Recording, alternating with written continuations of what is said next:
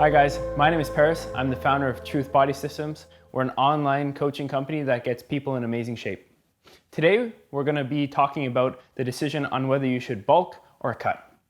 And deciding whether to bulk or cut is a choice which often puzzles those trying to achieve their dream body. People usually fall into the trap of constantly alternating between the two and spinning their wheels for long periods of time and not really making any progress. But before we dive into comparing these two routes that you can take, I want to start by just defining them simply. So, first things first, a bulk. This is a distinct phase in someone's training career where they are purposefully increasing their calorie intake in order to gain weight in the hopes of building more muscle mass. A cut, on the other hand, is a distinct phase in someone's training career where they purposely restrict calories and or add activity in order to lose body fat. They do so in a way that they're aiming to maintain their current level of muscularity. All right, so now let's talk about why we should go through bulking and cutting cycles. So the reasons to bulk. The first things first is that when you're in a calorie surplus, so eating above your body's energy needs, there's a variety of benefits for muscle growth. To start, the extra fuel promotes better training sessions and an ability to do more work in the gym. We can lift more weights, handle more volume, which we know is the primary driver of muscle growth in itself.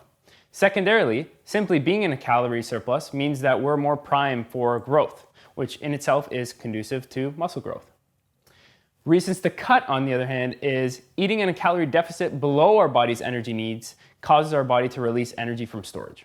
The largest storage of energy we have in our body is body fat. So if we're checking all our boxes for a sufficient training, sufficient protein intake, and a moderate calorie deficit, we know that most of what we'll be losing is body fat.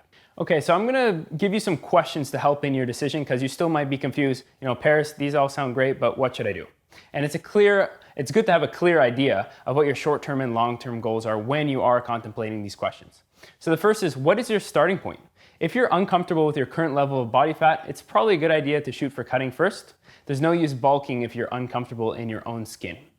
However, you do need to accept the fact that a certain level of fat accumulation is necessary if optimal muscle growth is desired. So, if you're not comfortable with how lean you are, cut first. If you're more comfortable with how lean you are, you can pursue into a bulk. And also, you got to consider where you are in your journey.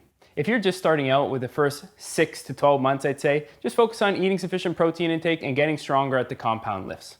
There's no use cutting if you don't have a foundation of muscle mass to cut down to, right? So training experience is really important to think about in this time.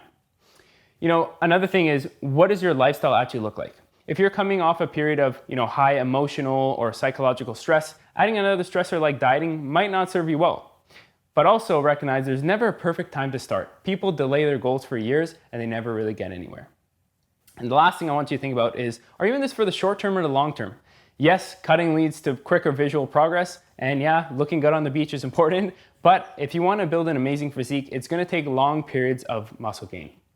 So although we've been talking about two phases being, bulking or cutting, there is another option, and that is maintenance. And you might be thinking, whoa, Paris, why the heck would I maintain? I'm trying to, either make muscle gains or get lean here. But I think it's a very important skill to actually learn how to maintain, and let me tell you why, okay? So throughout your training career, you're gonna go through these cutting phases, right? And breaking up your cutting phases with maintenance phases can actually be a real game changer. And let me tell you why. When you're doing a lengthy cut, hunger starts to rise, energy levels are going to decrease, mood starts to decline, and gym performance can drop. So breaking up the marathon with a planned maintenance phase can make the journey a lot easier to tackle.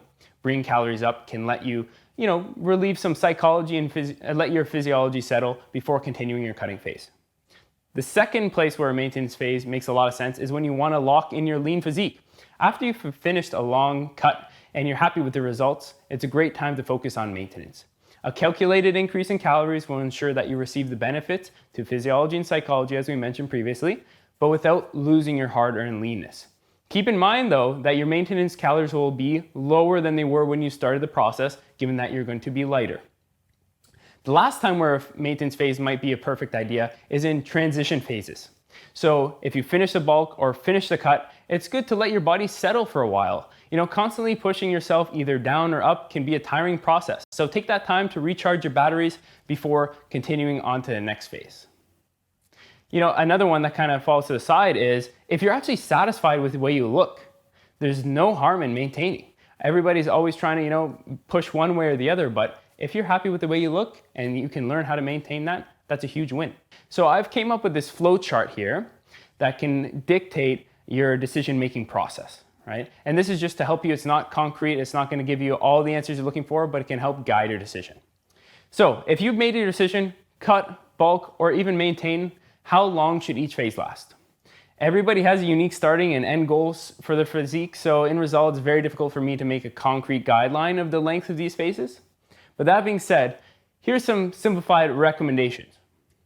So if you're bulking, if you're looking to be lean in the future, accumulating a lot of fat during the bulk means that you'll eventually have to cut it all off, and it's gonna take quite long. So like anything, there's a happy medium between eating too much and eating enough to promote muscle growth while still keeping body fat in a reasonable range. If you're at the points where your abs are completely non-visible, it's probably a good time to enter a cutting phase. Focus on muscle gain until you reach a level of body fat that you are uncomfortable in, but make sure that keep it realistic. For most people, the leanness that is most conducive to great training and great muscle growth will not be their favorite to look at. For cutting, focus on fat loss until you've reached your target level of leanness. Of course, this will vary greatly depending on your goal. There's a drastic difference between the time required for someone who is simply trying to lose a few pounds to feel better, get ready for the beach, or in the most extreme case, getting ready for a photo shoot or a physique competition. Regardless of the goal, ensure you give yourself enough time. Most people greatly underestimate how long it will actually take to get as lean as they want to. For maintenance phases, the duration spent on maintenance depends more on why you're using this maintenance phase. For people who are using it to prime themselves to bulk or cut, 4 to 6 weeks is probably a good sweet spot. However, if you're someone maintaining after cutting phase, the purpose differs. In this case, maintain until you feel hunger and training performance have normalized. In practice, some rough guidelines are to maintain for 1/3 to 1/2 of the time you spent cutting. So if you cut for 12 weeks, maintain for 4 to 6 weeks before entering either another cutting or bulking phase. If hunger levels and training performance have not recovered during this time frame, it's likely that you're aiming to maintain a level of leanness that is unsustainable for you. In this case, enter a bulking phase to achieve a more sustainable body composition, even if it's a short time. If you're maintaining because you're satisfied with your body, of course, the timeline is flexible, and technically, you could maintain forever.